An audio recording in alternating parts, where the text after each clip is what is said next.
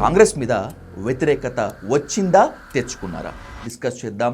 Let's invite Jaggareddy గారు on to the dial news hot seat with Vijay sir.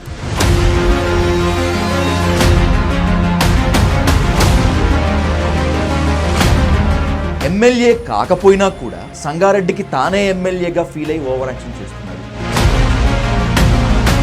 ఎవరు ఓడించారు? హరీష్ రావు డబ్బే. ఈ రోజు వరకు మీకు కనీసం సొంత ఇల్లు లేదు జగ్గారెడ్డి గారు. ఈ మాట అడుగుతున్నందుకు కాస్త ఇబ్బందికరంగా అనుకోకండి. సిగ్గనిపించదా ఎప్పుడు ఎట్లా? లేదండి. ఏం చూసుకొని 100 కోట్లకు పైగా జగ్గారెడ్డి అప్పు చేయగలడు, చేస్తాడు. కానీ ల్యాండ్ సెటిల్మెంట్లు ఇవన్నీ చేస్తాడు కాబట్టి జగ్గారెడ్డి ఆ స్థాయిలో అప్పు చేస్తాడు, ఖర్చు పెడతాడు అని చెప్పి. ఎన్ని ల్యాండ్ సెటిల్మెంట్లు చేశారు? ఎంత సంపాదించుంటారు? సెటిల్మెంట్ అంటే ఏదో దౌర్జన్యం చేసి అనేదానికి అది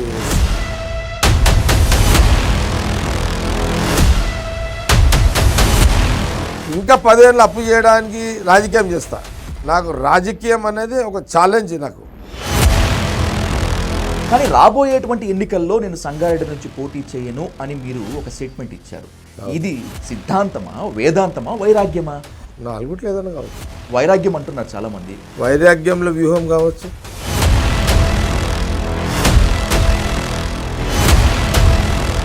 రాబోయే రోజుల్లో నా అనుచరుడికో లేకపోతే నా భార్యకో టికెట్ వస్తుంది, తెచ్చుకుంటాను, వాళ్లే కంటెస్ట్ చేస్తారు అని చెప్పి క్లియర్ కట్గా చెప్పారు. ఇది ఓవర్ యాక్షనా, ఆత్మవిశ్వాసమా, బలుపా? సంగారెడ్డి నియోజకవర్గంలో పోటీ చేయడానికి బ్రేక్ ఇవ్వాలని డిసైడ్. ఎక్కడ గెలిస్తే మీరు మినిస్టర్ అవుతారో అని చెప్పి మీ పార్టీ వాళ్ళే మీకు వ్యతిరేకంగా పనిచేయలేదా? నేనే ఎలక్షన్ కన్ఫ్యూజ్ ఉన్నా. క్లారిటీ. మీ కన్ఫ్యూజన్ని హరీష్ రావు క్యాష్ చేసుకున్నాడా? నా కన్ఫ్యూజన్ హరీష్ రావుకి తెలియదు. కానీ జగ్గారెడ్డి 2 రోజులు ఎలక్షన్ క్యాంప్లో పోలింగ్ రోజు ఉండడనేది తెలుసు ఆయనకు. రేవంత్ రెడ్డి మీ ఓటమికి బలంగా పనిచేశాడు అనేది open talk, of the record talk కూడా మీ దాకా వచ్చిందా? ఇది ఓన్లీ రాహుల్ గాంధీ గారు ఇచ్చిన మాట కట్టుబడే ఈ ఆనాటి నుంచి ఈనాటి వరకు రేవంత్ రెడ్డి వ్యవహారంలో ఇప్పటిదాకా ఒక్క మాట మాట్లాడలేదు.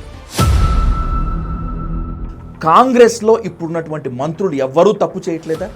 ఎవరు ఏ నేరం చేయట్లేదా? అంతా ప్రజల పాలన మీదనే దృష్టి పెట్టారా? మొత్తం ఎంటైర్ సెక్రటరియట్లో అదొక చేపల మార్కెట్ అయిపోయింది. మీరు చెప్పినటువంటి దొరల గడి ప్రజాభవన్ లేదా ప్రగతి భవన్లోనే ఏకంగా డిప్యూటీ సీఎం బట్టి విక్రమార్క సతీమణి నందిని 5% తీసుకుంటున్నారు. నిజమా అబద్ధమా? సాక్ష్యం లేనిది నేనే మాట్లాడాను.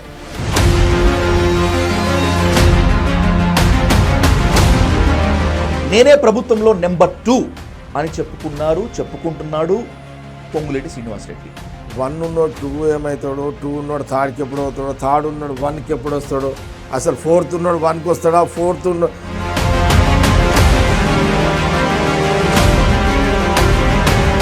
CM Revanth Reddy, deputy CM బట్టి విక్రమార్క మధ్య చైర్ వార్, కోల్డ్ వార్ నడుస్తోంది అనేటువంటిది ఓపెన్ సీక్రెట్. అవునా కాదు? ఉత్తమ్ కుమార్ రెడ్డికి ఉండొచ్చు, బట్టి విక్రమార్కి ఉండొచ్చు, ఇంకెవరికైనా ఉండొచ్చు. కానీ రేవంత్ రెడ్డి ప్రజెంట్ ఉన్నోడిని దించి ఎక్కాలంటే అంత ఆశామాషి కాదు.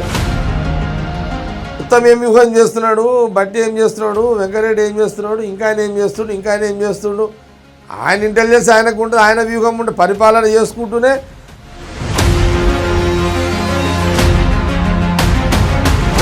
జగ్గారెడ్డి ఏ పాపం చేశారని చెప్పి కనీసం నామినేటెడ్ పోస్ట్ కూడా ఇవ్వలేదు. పోస్టులకు జగ్గారెడ్డి మీరు కంపేర్ చేయకండి. జగ్గారెడ్డి మైండ్కి, జగ్గారెడ్డి స్ట్రాటజీకి, జగ్గారెడ్డి పర్సనాలిటీకి ఏదో పోస్ట్ సాటిస్ఫై చేస్తుంది అనుకోవడం అది భ్రమ. జగ్గారెడ్డే.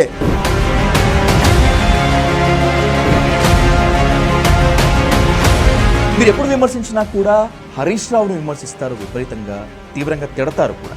కేటీఆర్ జోలికి ఎందుకో పోరు, కేటీఆర్ వైపే చూడరు.